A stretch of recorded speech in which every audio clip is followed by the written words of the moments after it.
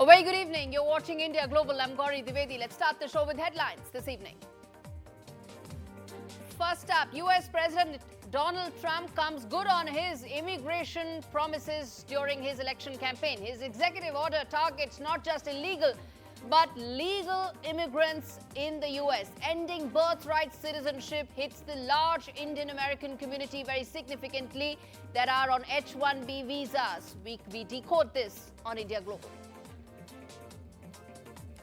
Uncertainty looms over the fate of birthright citizenship changes made by President Trump's executive order as 22 states in the United States challenge this order.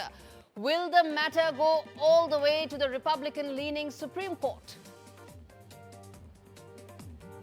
U.S. Secretary of State Marco Rubio hits the ground running, holds the Quad meeting.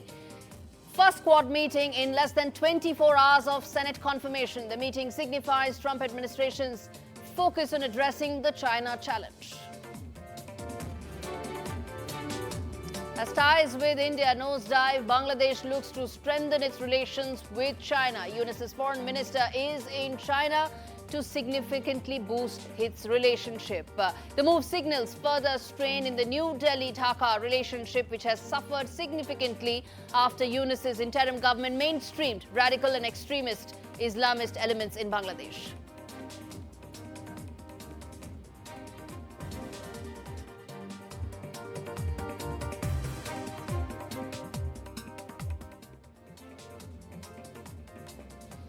The big story that we are tracking right now, viewers, US President Donald Trump has upended one of the nation's long-standing immigration policies, effectively ending birthright citizenship as we know it.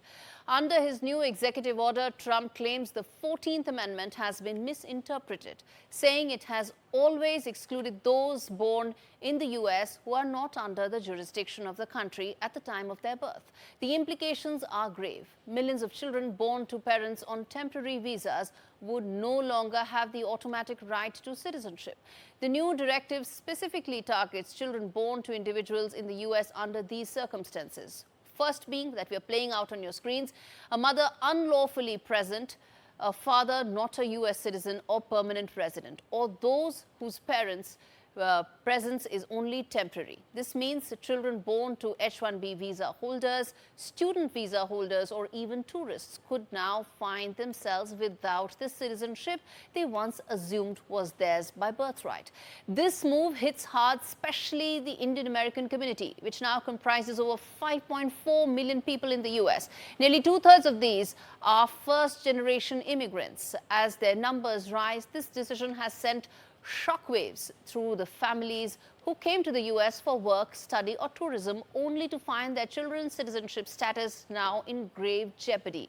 Consider the impact on families here on H1B visas, many of whom have waited years for a green card. With birthright citizenship under threat, their children born in the U.S. would no longer be guaranteed U.S. citizenship. The implications are profound, viewers. Not only would these children lose the right to petition for their parents' green cards when they turn 21, but their very future in America would be completely clouded with uncertainty. Immigration experts fear that this could discourage skilled Indian professionals from pursuing opportunities in the U.S. Many may begin to reconsider their options, turning to countries like Canada, Australia, or where immigration policies are more welcoming and family-friendly. The U.S. risks losing the very talent that has fueled its innovation and growth for decades. But it is important to note here that the move is not retrospective. It does not apply to those who have already been granted citizenship. 22 states have already challenged this, and its implementation is still months away. Its potential to shake the foundations of U.S. immigration is undeniable. The fight for birthright citizenship isn't just a battle over legalities. It's a battle for the soul of the American dream. The decision may end up pushing talented individuals away from country that has long prided itself on being a land of opportunities, and in doing so, America could find itself standing at crossroads, facing a future where the innovation, diversity and talent that once made it great may slip through its fingers. All right, let's get in Nick Harper joining me for more on this to talk more about the impact this could have and why this is so significant. Nick, good to have you on the show. And the first thing I want to ask you is that the decision, the executive order decision, many thought was actually going to target illegal immigrants, but it has sent shockwaves across the legal immigrant community as well. You're right, Gordy. Yeah, very interesting the way that Donald Trump has laid out this executive order, because throughout his election campaign, he spoke about illegal immigration. And the thought was that that was going to be, as it has been, his main and first order of business, to secure the US-Mexico border, to stop millions of people, as we saw under the Biden administration, entering the US illegally. And in this executive order, he is ending birthright citizenship, something that is written into the US Constitution, something that has been backed up by the Supreme Court in years gone by. But within that order itself, as you mentioned, when you break it down, it not just targets people who are here in the United States illegally, but also legally or on a temporary basis on H1B visas, or if they are here as a tourist. So we have seen a very confused, angered reaction across the United States. We've seen 22 of the 50 states already suing the Trump administration over this new executive order. It is something that is facing unprecedented legal challenges. It's something that's likely to be heading towards the courts. It could potentially end up all the way in the Supreme Court. Donald Trump making it very clear that he wants to do something to end the immigration that he feels is a tremendous problem for the United States. But the reverse of all of this, as you mentioned, it could limit that land of opportunity that the United States has presented in the past. And it could limit that diversity within the workplace, being able to bring Indian workers here to the United States to work in the technology industry in Silicon Valley. It could have a negative impact for the United States, but of course the other countries who have been sending workers here who may now not want to do so because of the changes that Donald Trump is putting in. Nick, talk to us about the fact that there is a lot of uncertainty about the implementation of this as well. Yes, the executive order says that it gets in motion from the 20th of February, but the fact that it's being challenged by over, almost 24 states, where does that leave in terms of its longevity and whether it's actually going to be implemented?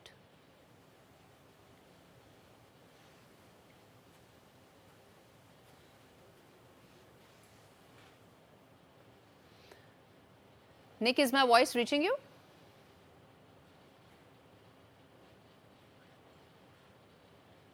All right. I believe that's a question that we're going to keep asking till we have clarity on what really will be the status of the executive order. In fact, viewers, more on the H1B visa debate that has really sent shockwaves across the Indian American community. Donald Trump has expressed a balanced view on the H1B program. Speaking at a White House news conference, he stressed the need to bring in what he described as competent people from around the world, pointing out that this isn't just about engineers, but professionals across various fields. He also noted the growing demand for skilled workers, especially in tech and other industries. Donald Trump reiterated the importance of balancing high-quality immigration with business growth, saying the H1B program is essential for attracting top talent to the U.S. While he acknowledged the various views on the issue, he maintained that the program plays a key role in boosting the country's workforce. However, there's a clear divide within Donald Trump's base on this issue. Tech leaders like Elon Musk support the program to help recruit skilled workers. Some of his supporters argue that it takes jobs away from American workers. Currently, the minimum salary for H1B visa holders stands at about $60,000, but proposals suggest increasing it to $120,000 or more. This significant rise could disproportionately affect entry-level and mid-level professionals, narrowing the talent pipeline for Indian IT firms. All right. Staying with more news coming in from the U.S., a bombshell has in fact exploded in Donald Trump's Washington. Vivek Ramaswamy, the former presidential hopeful and tech entrepreneur, has resigned from his role as the co-head of the Department of Government Efficiency. The announcement follows a whirlwind of controversy, with some questioning whether Elon Musk himself may have pushed Ramaswamy out or not. This report tells you the story in greater detail.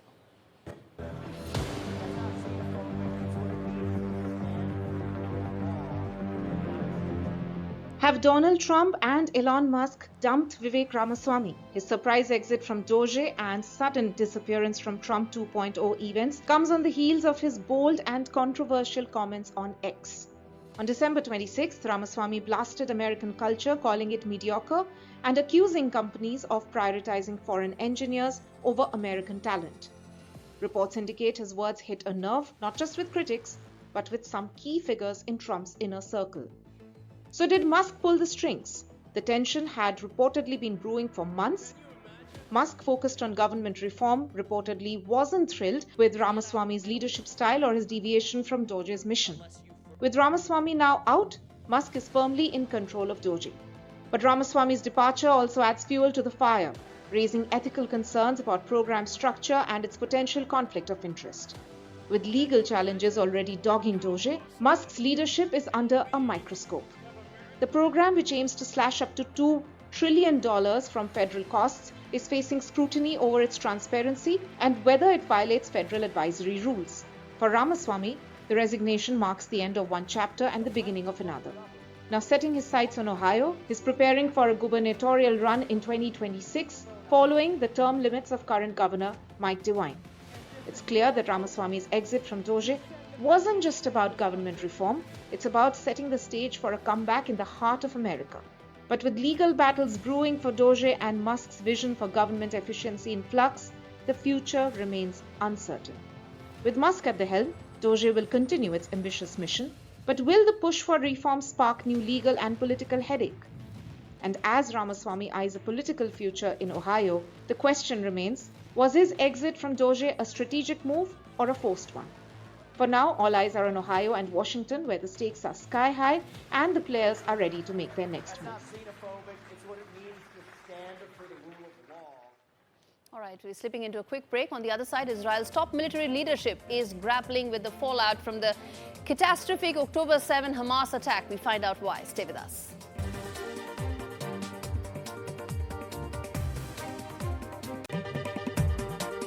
This is India Global. I'm Gauri Dwivedi. We now turn our attention to the Middle East, where we speak about the freed Israeli hostage and her first Instagram post. Romy Gan's first Instagram post since her release from Hamas captivity has really captured the emotions of a nation. After being freed on Sunday, after spending over 430 days in captivity, Gan shared a heartfelt message saying that there is life after death, alongside an image of herself embracing her mother, a moment she described as, well, surreal. Her gratitude was evident as she thanked the people of Israel, her family, friends, acknowledging that their prayers and strength helped guide her through the darkest days of her ordeal. But Gan's message of hope was tempered with a call for action. As she celebrates her return, she reminded the world that there are 94 hostages that continue to remain in Gaza, fighting for their lives. Meanwhile, Israel's top military leadership is now grappling with the fallout from the catastrophic October 7 Hamas attack, which left 1,200 people dead and over 200 people were in fact captured. In a dramatic move on Tuesday, Israel Defense Forces Chief of Staff Lieutenant General Herzi and the head of the IDF Southern Command, Major General Finkelman, announced their resignation, citing their responsibility for their failures that led to the Hamas onslaught. This is in fact, it comes with a deep sense of accountability. In his letter to the Defense Minister, the General acknowledged the military's failure on the 7th of October to protect Israeli citizens, a failure that remains with me every day. That's what he says in the letter, every hour, and will remain with me for the rest of my lives. It's important to note that the 7th of October Hamas attack has been the single largest attack on the Jewish people since the Holocaust. Both Halavi and Finkelman are joining a growing list of high-ranking officials who have resigned in the wake of the attack, including top figures from the military intelligence and Gaza divisions. Let's get in my colleague Mohammad Ghazali to really talk to us about, it's a moving story and just tells how it's like to be in captivity for about 430 days. But Ghazali, what I want to speak to you about is finally one is seeing some major fallout of the attack as far as Israeli leadership is going. You've been working up the phones, you've been talking to your sources. What are they telling you about the Israeli political, military landscape looking like? See, the political and military landscape or the division was very wide since the war broke out, because initially in the response to the Hamas attack on October 7, even the decision went to launch an attack, whether it should be a ground invasion, whether the forces should stay in Gaza. It was very out in the open that the military leadership as well as the political leadership had huge differences. Even with Mr. Netanyahu, his right-wing cabinet colleagues pushed him till the end to ensure that Gaza is occupied or reoccupied. Gaza campaign also went on throughout this war. Settlements had to be built into Gaza was the main focus of these cabinet colleagues of Mr. Netanyahu, while the army chief or say the IDF chief there or the defense establishment people and experts in think tanks over there kept suggesting the government that occupying Gaza or staying in Gaza will only keep to sort of inflate this entire conflict for far more days than what it was anticipated initially. It was also believed that Mr. Antony Blinken, the previous Secretary of State from the United States, as well as his counterparts in Israel and other countries kept suggesting that IDF has not been able to inflict that kind of damage onto Hamas, which was expected earlier, which was one of the war objectives. The two major war objectives which Mr. Netanyahu outlined immediately after the attack was to dismantle Hamas, to ensure that it doesn't come back into power, and second was to retrieve all the hostages from Gaza Strip, which the war has not achieved because the ceasefire came through the external interference or mediation from Qatar, Egypt and other countries. So this was always the baseline of this conflict between the political class and the military class, and IDF chief has time and again said that somebody will have to take responsibility. And why Mr. Netanyahu didn't take or resign from the cabinet or from his post was because we have seen in the past that how Golda Meir, one of the very remarkable prime ministers of Israel, saw what happened after 1973, the war with Egypt, how she had to face consequences in the elections. And that is exactly what Mr. Netanyahu is also believing, because he's already facing those corruption charges, the trial of which is still ongoing. And we saw that before the outbreak of the war, that how long-time protest was going on in Israel to halt that particular law which could have paused any kind of trial against Mr. Netanyahu in the corruption charges. So overall, right now, on one side in the Israeli society, obviously there is a lot of optimism that these three hostages have come back home. The ceasefire deal brokered by Israel and its allies have worked out. Now all eyes are on next Saturday or the coming Saturday, when it is expected that more hostages will be released by Hamas. And Ghazali, I wanted to speak to you about the other part, which is that, this is a phased transition that the region is seeing. Talk to us about the fact that now that there's Donald Trump in office, his administration, it has a different view about the entire situation.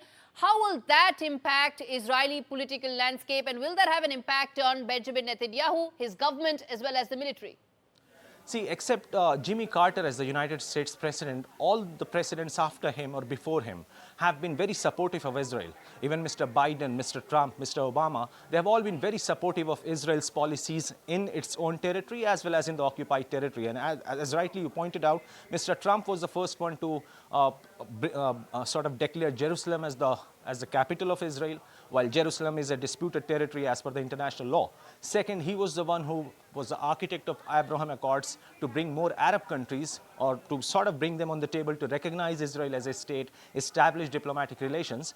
And then he was the one who also spoke about bringing two major players, Israel and Saudi Arabia, or to bring the normalization deal, or to at least to speak about it. Now, in this particular term, what we heard that how Mr. Trump actually forced down this ceasefire deal onto the Netanyahu government, asking him to accept it anyway. But the Israeli government there, or the Israeli diplomats there, believe that perhaps in exchange of this Israeli government accepting the ceasefire deal, maybe Mr. Trump will allow more settler movement or allow more settlements to be built in the occupied territory. And exactly he has hinted that by lifting sanctions on those settlers who were brought under sanction, or those who were put under sanction by the previous Biden administration. So in some way or the other, Mr. Netanyahu also believes that as per all the previous US presidents, Mr. Trump will be more friendly. He will take decisions which will be more favorable for the state of Israel. All right, Mohammad Ghazali, appreciate you taking out the time for a very important story, and in fact staying with the region, staying with the Middle East and moving on to Iran. where we've got a very special and an important voice coming in from Davos. The chief of global nuclear watchdog IAEA speaks to NDTV. The chief of IAEA speaks to Vishnu Som, my colleague in Davos. Europe's largest and now Russian-occupied ZNPP nuclear power plant in conflict-hit Ukraine had been minutes or hours away a few times from a nuclear catastrophe. The head of the Intergovernmental Forum for Scientific and Technical Cooperation in the nuclear field told NDTV. Listen in. The West Asia situation, fingers crossed, might be a little better now with the hostage situation improving, but there was a huge concern that missile barrages might end up resulting in something larger. Many in Israel say that Iran is building a nuclear weapon. Is it the IAEA's belief that that is the case? No, we don't have any evidence that Iran is building a nuclear weapon. But at the same time, it is true that Iran has accumulated a vast amount of enriched uranium, a very high level of enrichment, which makes it very, very close to weapon level grade. And on top of that, we have not been having the full cooperation of Iran in clarifying a few important things about past and perhaps present activities. I am fully engaged, I have to say. We are inspecting. The thing is that we are not inspecting at the levels or in all the places that we believe we should be inspecting. I had the opportunity to visit, I've been very frequently to Tehran, but this time I met with President Pezeshkian, with the foreign minister and others, and we are trying to improve the situation. Of course, now with the change of administration in the United States, there is an expectation that things may be moving again. We are going to be talking to all partners, as we always do, in trying to make or to bring more certainty to this very volatile situation in Iran. All right, we slip into a quick break, but on the other side, we decode why Bangladesh is now increasingly looking eastwards towards China at a time of rising tensions with its long-time neighbor and ally, India. Stay with us, we decode that story for you.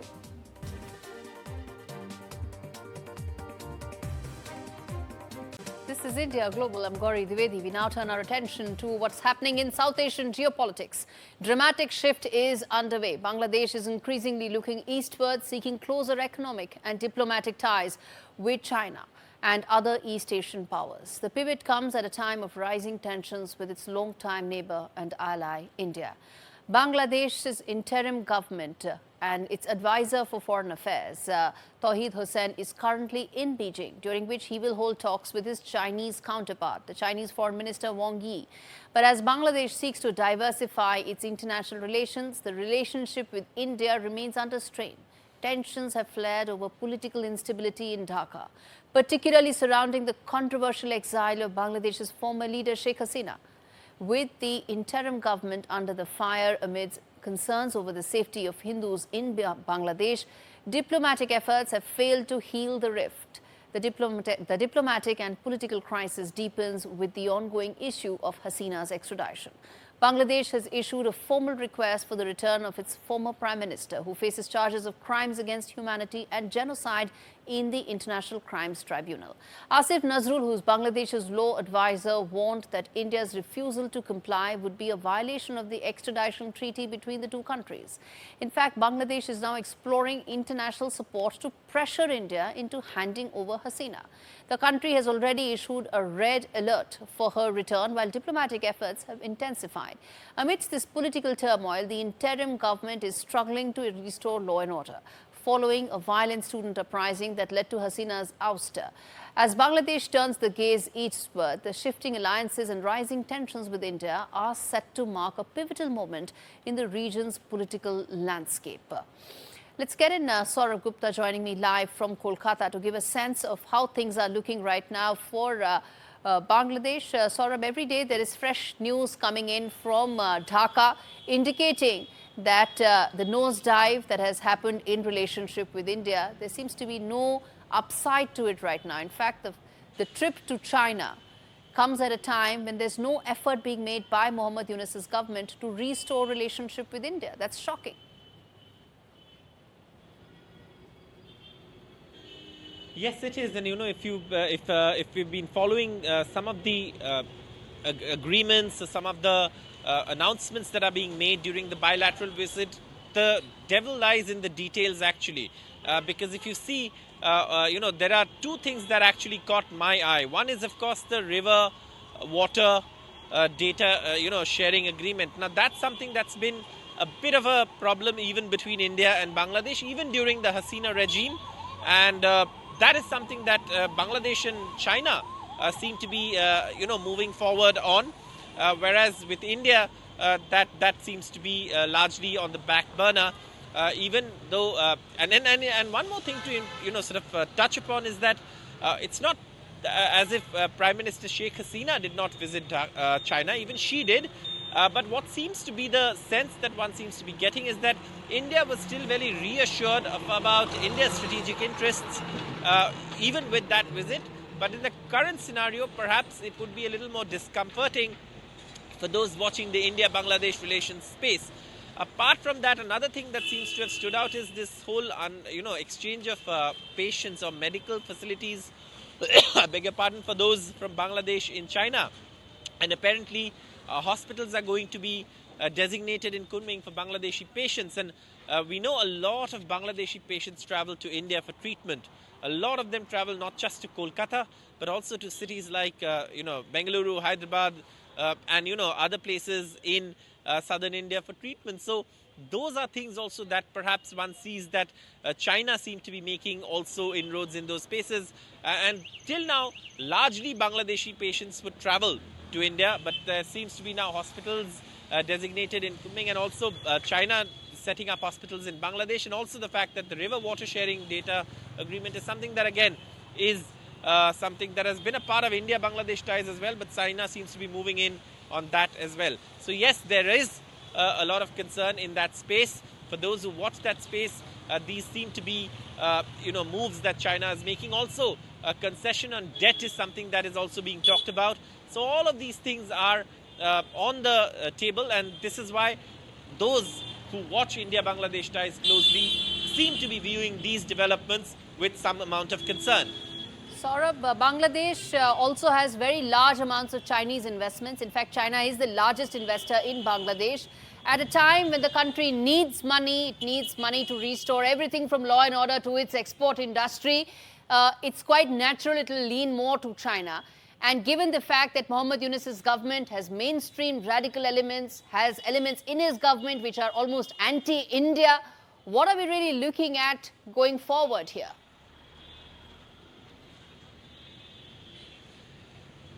Well, one got a sense from the Indian Foreign Secretary's visit to Dhaka that perhaps, the ties that really have nosedived, and you mentioned, at the top of that is, of course, the demand for the extradition of the former Prime Minister of Bangladesh, Sheikh Hasina.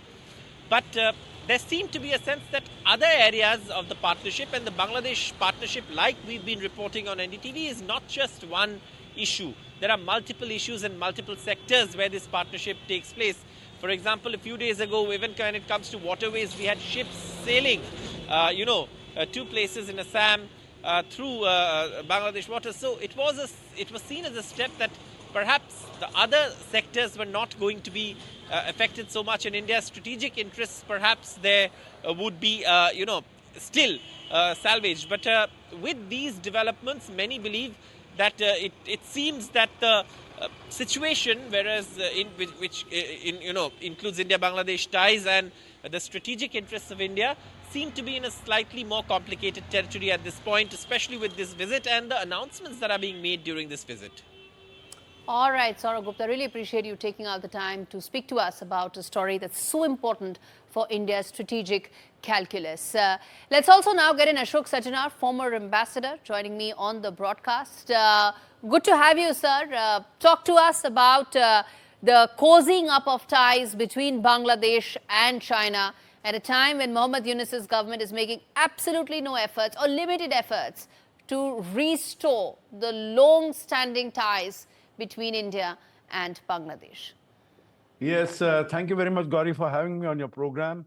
You're very right, that this visit by Tawhid Hussain to Beijing and his interactions with his counterpart Wang Yi, they need to be watched with keen interest. You see, under normal circumstances, there would not have been any anxiety. If any of our neighbors are having ties with China, after all, China is the second largest economy in the world, $17 trillion economy, etc.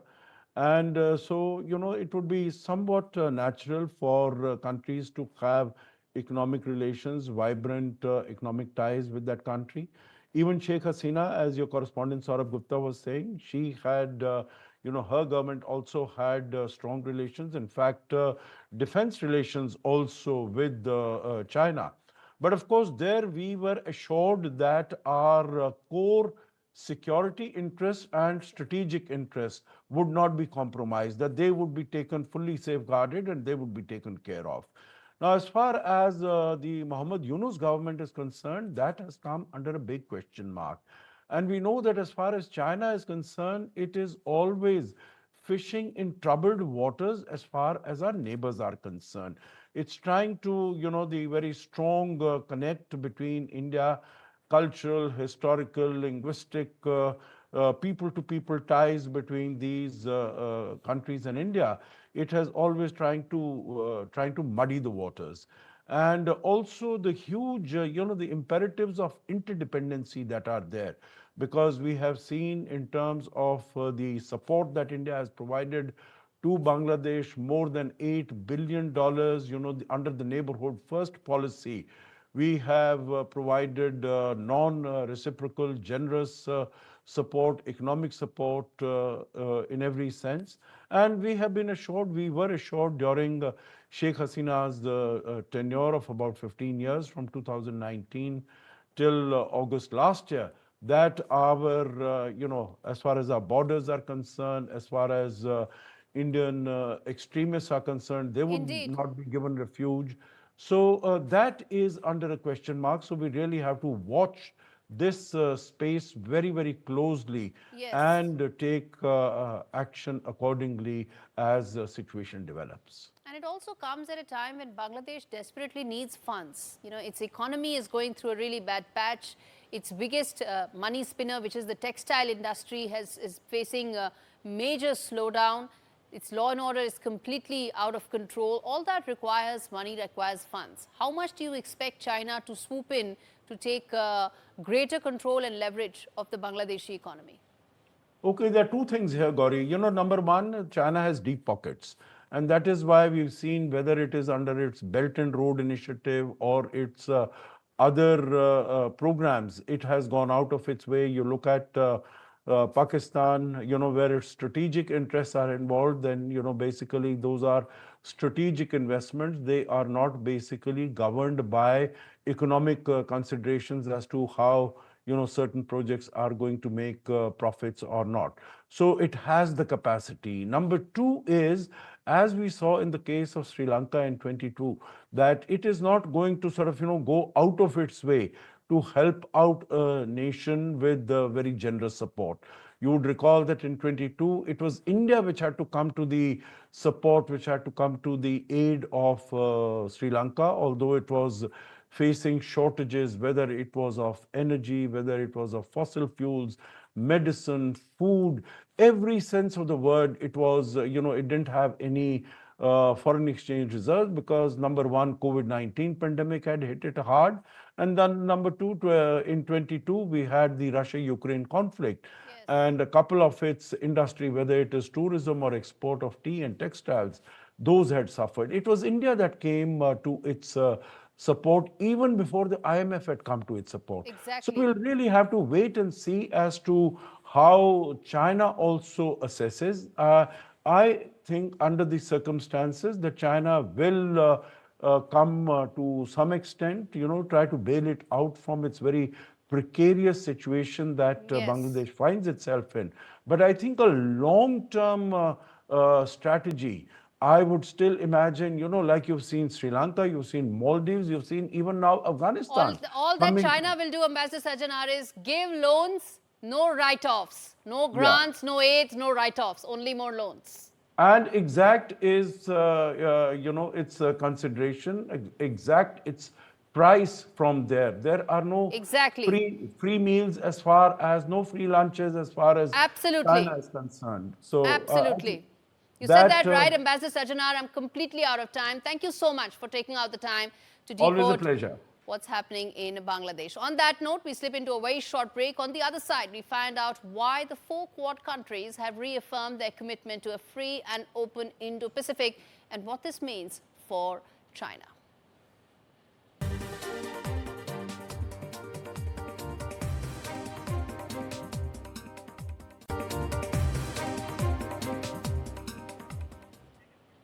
On India Global, we now turn our attention to the first Quad meeting. On his first full day in office, U.S. Secretary of State Marco Rubio hosted the first Quad meeting of foreign ministers with Australia, India and Japan. This was the first major diplomatic session of the Quad since Donald Trump's return to the White House. In a joint statement, the 4 countries reaffirmed their commitment to a free and open Indo-Pacific, emphasizing the protection of democratic values and territorial integrity. They also shared and issued a sharp warning against any attempts to disrupt the region's stability, aimed directly at China's expansionist activities. Rubio also held one-on-one talks with each of the foreign ministers. Indian Foreign Minister Dr. Jaishankar highlighted the significance of the timing, noting that the meeting took place just hours after the new administration took office, highlighting the importance and significance of Quad in the foreign policies of its member countries. Reports suggest that Trump officials are planning another Quad meeting at the White House very soon. All right, let's get in Mr. Andrew joining me from Hong Kong to talk about what this means. He's an international independent China strategist, and I hope that your views will be independent, not reflective of Beijing's stance. Mr. Andrew, the fact is that Quad is going to be important in Trump administration. It was held, the first meeting was held just 24 hours after it was sworn in. That indicates that the Quad may be having a sharper focus against China going forward. Well, of course, China is being held by both parties in the United States as an existential threat against the so-called American-led world order. But of course, with the advent of Trump 2.0, what some of his ambitions on other countries' territories like Canada or Greenland or Panama, it calls into question the so-called American-led order. But be that as it may, of course, the Asia Pacific is a very important conduit for countries bordering this waterworks. And of course, America has always have an oversized influence and interest in the Asia Pacific, and of course relies on its allies, the Quad members, to do some of the heavy lifting. Now, the fact remains that, of course, China's territorial Mr. Andrew, are you talking about? Claims. What heavy lifting are you talking about? This mechanism talks about supply of vaccines. This mechanism talks about disaster recovery. What heavy lifting are you talking? The fact is that maybe the Quad framework may now change and reshape itself to become a much powerful, stronger mechanism to deal with China. Is that looking like a reality to you right now? I don't think so. First of all, I think that President Trump is very war adverse.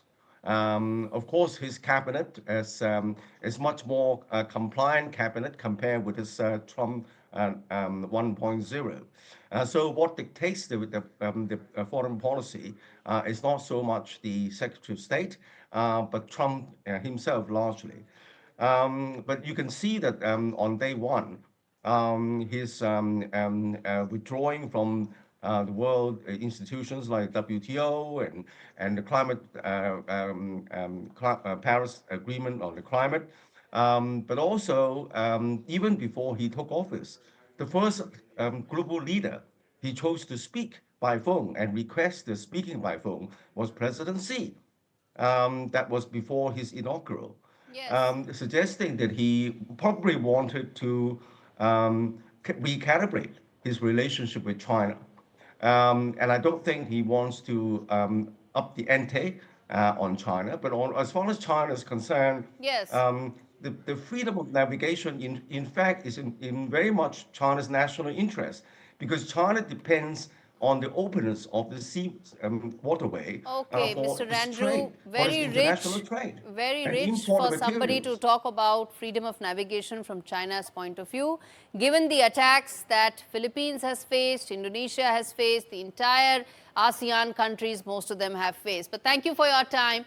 Thank you for speaking to me. We agree to disagree on that issue. All right, shifting focus now, the latest from cricket. After an entire controversy emerged over Indian players not wearing jerseys with Pakistan's name on it, the BCCI has clarified that they are now going to follow ICC's guidelines, wear the official logo, which includes Pakistan's name on Indian jerseys. Let's get in Osama, my colleague, who's been tracking this space closely, to talk to us about what this means, the implications of this. The whole day, Osama, we were hearing that BCCI is not going to relent, but it looks like, after all, there are going to be Pakistan written, inscribed over the jerseys of men in blue. Well, as far as the ICC Champions Trophy is concerned, one controversy died down, that is India not traveling to Pakistan, and in turn, their match is taking place in Dubai. Another controversy emerged.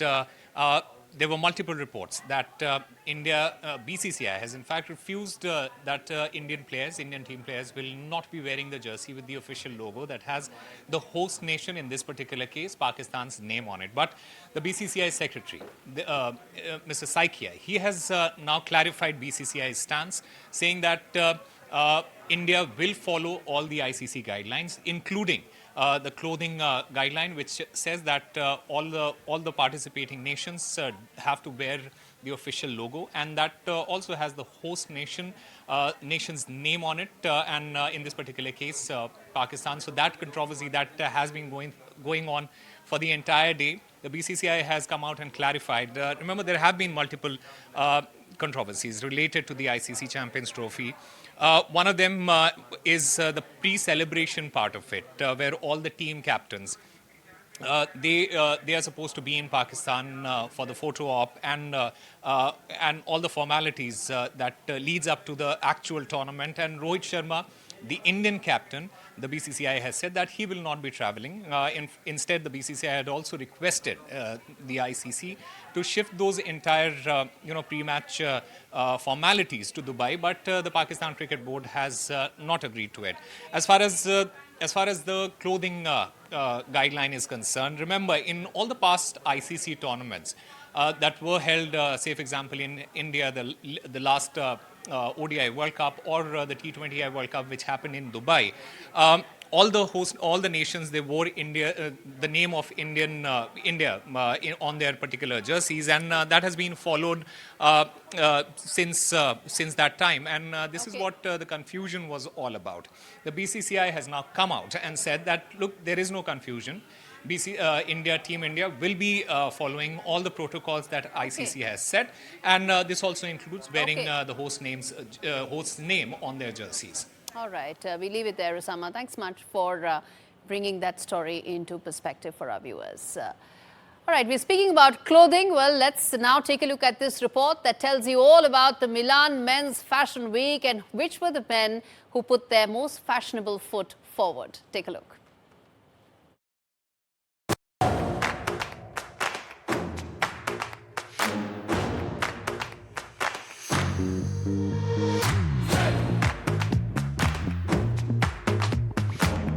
Setting trends and redefining masculinity. For the upcoming season, the Milan Men's Fashion Week began in the Italian fashion capital.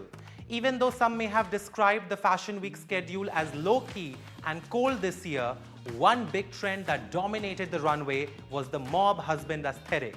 This trend is the counter to the viral mob wife trend, where vintage coats, gaudy jewelry, and large dark glasses flaunted an ultra-flamboyant, rich, and too glam to give a damn attitude. The mob husband trend takes inspiration from the likes of The Godfather, The Sopranos, and the Italian designer duo Dolce & Gabbana flashed this trend as they presented their collection titled Paparazzi, tapping into the glitz and glamour of Hollywood celebrity culture. Moving away from the sharp-tailored emphasis of the recent seasons, the designer duo embraced the 60s swagger of La Dolce Vita with relaxed, flashy looks. At Armani, the mob husband trend got a bit more serious, with luxe velvet suits and razored pinstriped, finished with leopard loafers, as though the audience were watching the models through a smoke screen of a vintage jazz bar. Indian designer Dhruv Kapoor took a different route, showcasing co-ed collection with strong influence of impeccable Indian craftsmanship and the rich color palette, mixing the streets of India with the Italian promenades. Last but not the least, the Fashion Week also had a sweet moment when Jordan Bowen and Lucas Marchetto, the designers from the label Jordan Luca, turned their runway into their wedding altar. Family and friends walked the runway, showcasing their new lines, and later cheered them on as the duo tied the knot, quoting, "Love needs to be seen and seen in style." This is Mayank Chaudhary for NDTV. All right, 50 years after it came, Godfather is still the most stylish statement for men. All that note, thanks so much for watching this edition of India Global with me, Gauri Dwivedi.